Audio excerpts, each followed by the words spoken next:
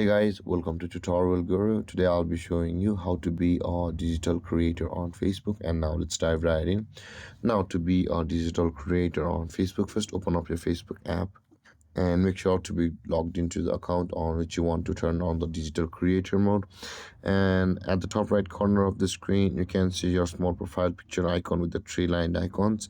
At the top right corner of the screen, tap over there, and over here tap on the settings icon, which is at the top right corner of the screen just beside the magnifying glass icon. And over here, scroll down until you can find the professional mode. Under the audience and visibility, tap on professional mode.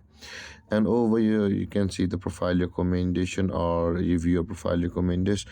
If you are not a digital creator on Facebook yet, then you will have a toggle icon to turn on the digital creator mode.